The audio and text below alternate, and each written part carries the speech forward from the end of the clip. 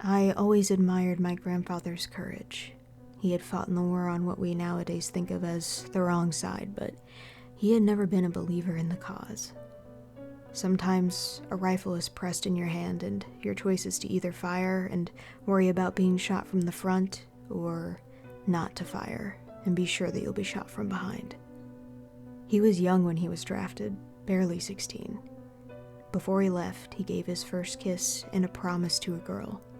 She waited 5 years until the end of the war, surviving on just 5 or 6 letters that she kept as treasure. The war ended, but even the defeat was celebrated. Not openly, but in the hearts and eyes of the people. People never wage war. It is politicians that wage war. No soldier that ever stood in the line of a rifle believes that war is heroic.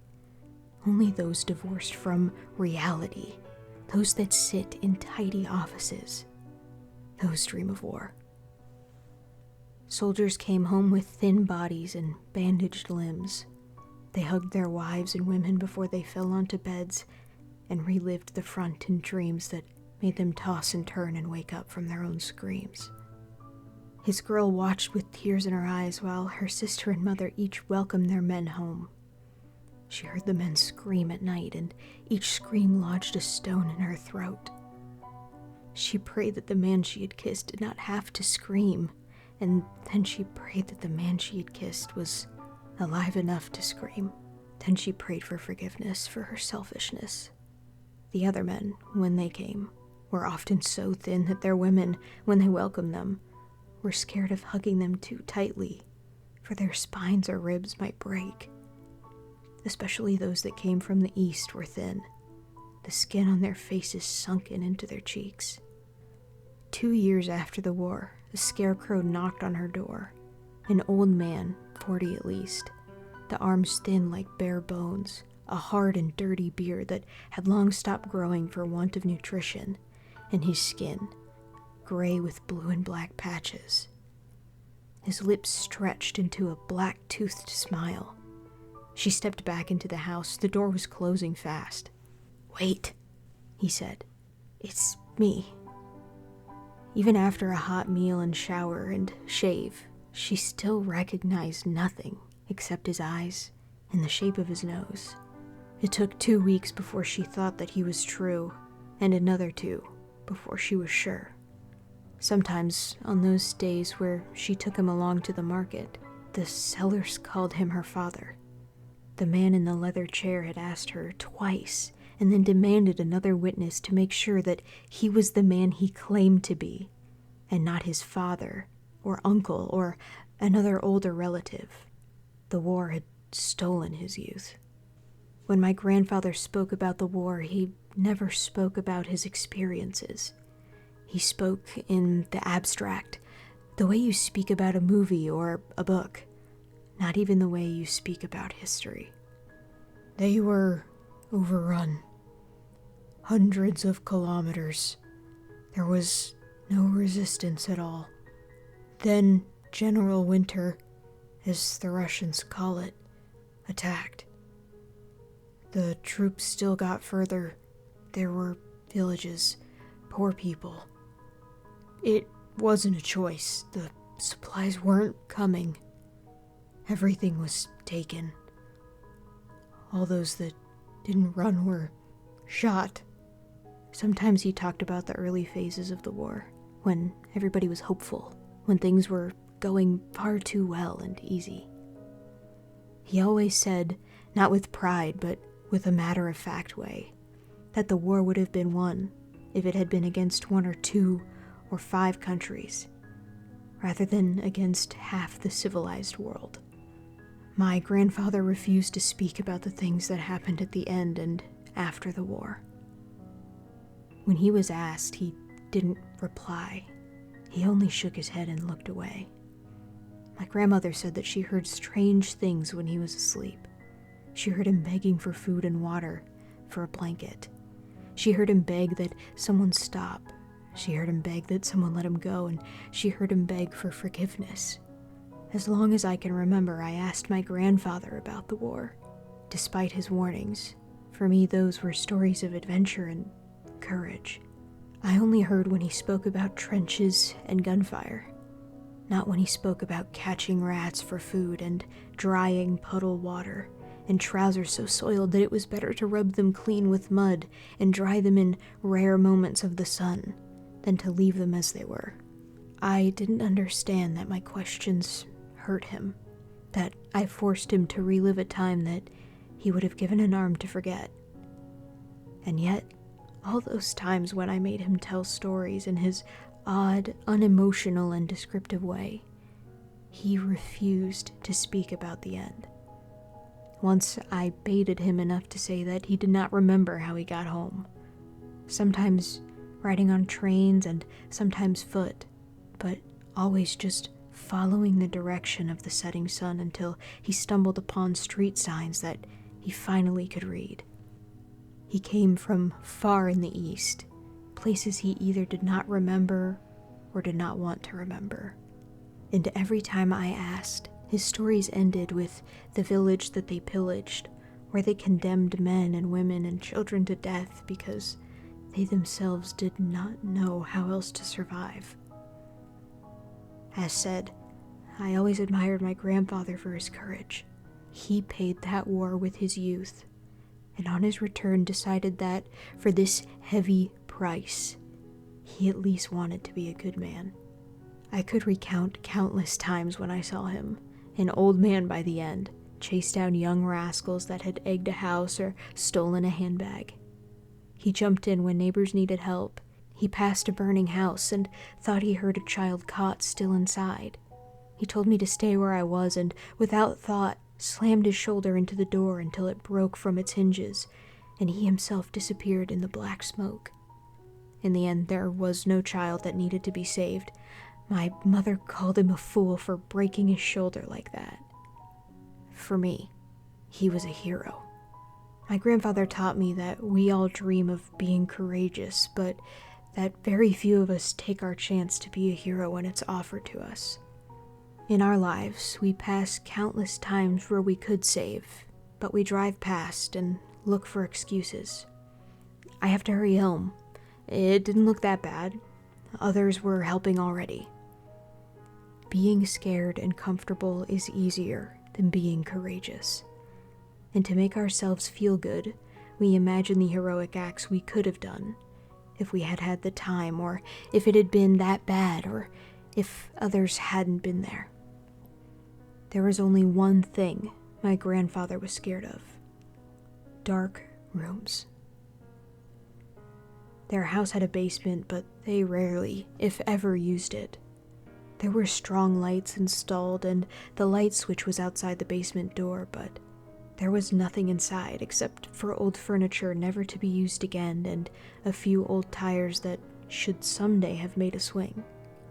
My grandmother did not mind entering the basement, but he forbade her to use it.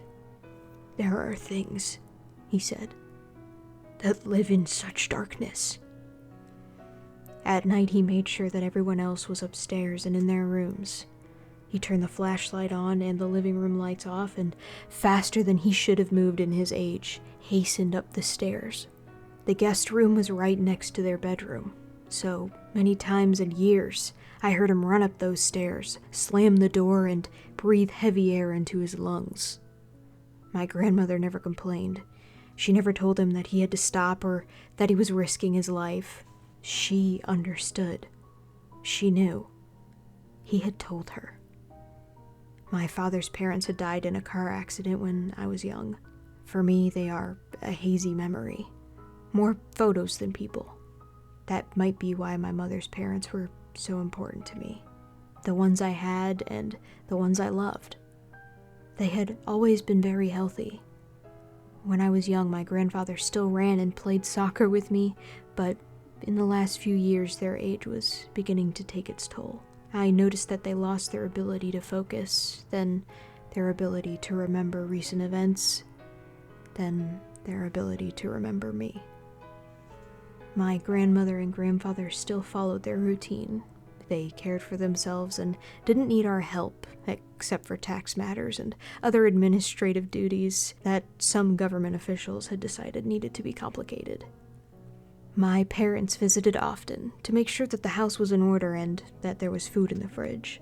They kept me updated on my grandparents' health and happiness. For Christmas, I finally managed to visit. It's not a nice thing to admit, but my parents and I, with my mother as her parents' only child and me as my parents' only child, made sure to be there and not have any other plans because we thought it might be the last Christmas that we could have together as a family. I was happy to see them and hug them again. I felt guilty in a way, that I hadn't provided any great-grandchildren yet and had not even a girlfriend or wife to present. I was surprised how confused they were, that they did not remember who I was. My grandparents did not seem to remember my parents' names either, but they still recognized their faces.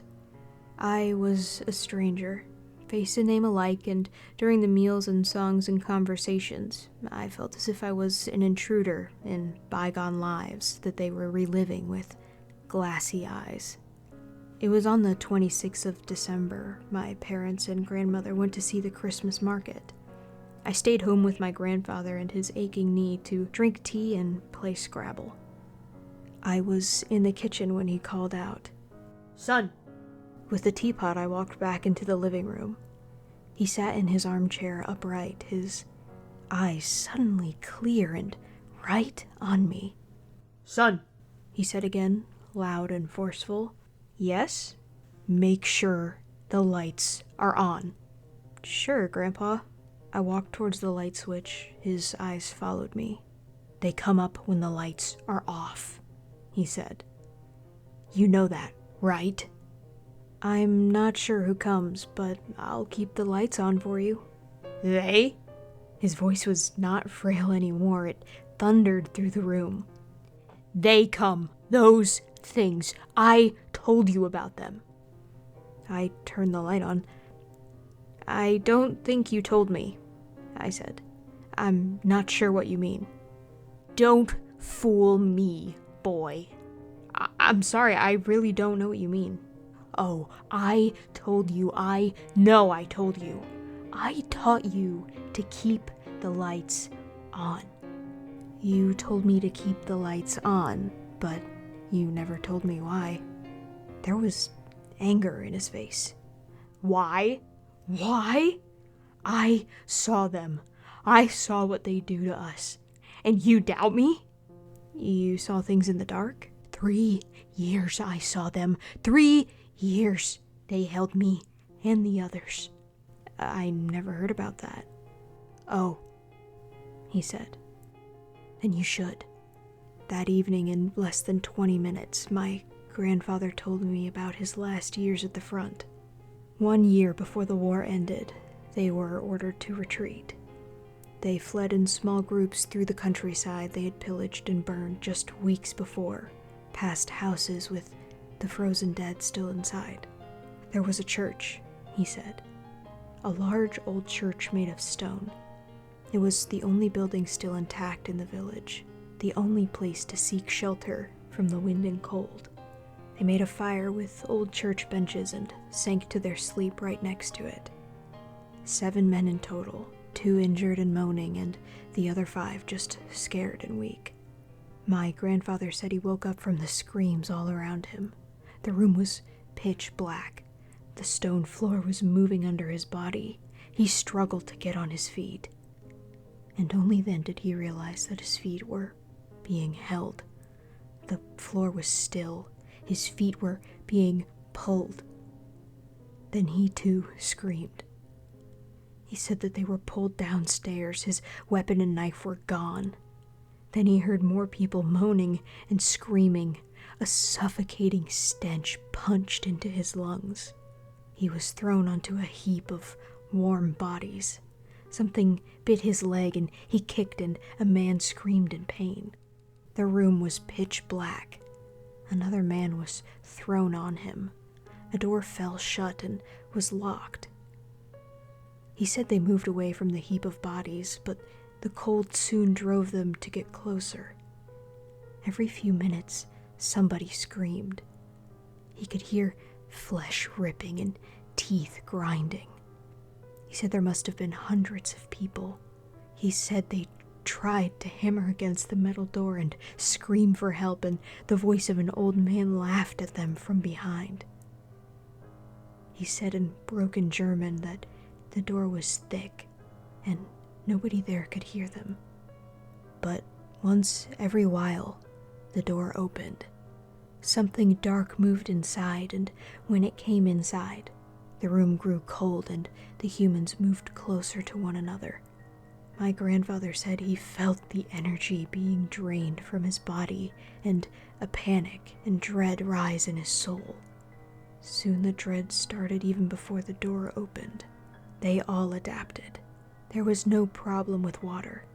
It ran occasionally down the walls, and if it was not licked off, it accumulated on the floor to join with the layers of excrement and sweat.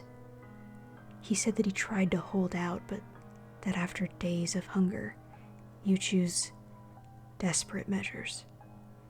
He said that he never killed one there, that he only took pieces from those that had died, or at least those that he thought had died. Every few days, more were thrown into the room. Every few days there was a struggle, some of the old against some of the new. They tried to stay together, the brothers in arms that had fought together. But soon that too broke apart. He said that someday the number of new people started decreasing. There were only a rare few, and the numbers in the room dwindled. He sat for most of the time on a higher stone, one that the others seemed to not have found. He only climbed down once he knew that a struggle had ended, that one was dead, that something could be eaten. But no matter the struggles, every time when the dread came and the door opened, they all felt the same exhaustion and cold and panic in their souls. And then, one day, long after no more new people arrived, when only 3 or 4 or 5 were left, there were footsteps outside. He was scared because he didn't feel dread. The door opened, and a man with a torch stood there. A gun fell from his hand and his mouth opened, and he ran and scrambled up the stairs, and he threw up while running. The door was open. There was a glimmer of light from upstairs. That was how my grandfather left. He said he didn't turn to look who or what he left behind. Something behind him scrambled up the stairs too, but he was the first to get out, and he was the first to reach the forest and eat grass and bugs and other things he found close to the ground. He found a piece of cloth first, then a rotten uniform on a corpse, and later, when he had scrambled far enough and when his strength returned, he found a village and stole a dry uniform from a laundry line and a bag of potatoes from the same place. "I don't know what they are," he said, "but they live from the warmth and spirit we leave behind." I nodded. "They live off us," he said. "Do you understand? They need you to exist. They want to catch you. They want to drain you. They want you to forget about the light." "The light?" I asked. "Yes," he said, "the light. They held us in the darkness. 3 years. They drained me and lived off me and made me do things I don't even want to think again." He cleared his throat. "And," he said, "I know what that dread feels like. It is not like any other. It is at the core of your being. You feel it in your spine and back and gut. 3 years I felt it, and after that, it never went away." "It never went away?" "Of course it didn't," he said, "because they always stay. They always wait. They will always be there, consuming what spirit you leave behind, and hoping that one day you become careless, that you forget about the light. And then they strike." I glimpsed outside, where the world was slowly turning gray. "They are here Right now? My grandfather nodded. They wait, he said. They come and consume what we leave, but they hope for more. They hope that one of us grows careless and ignores the dread. They wait until one of us stays when the room is dark. We sat quietly, his eyes meeting mine. Okay, I finally said. Good, he said.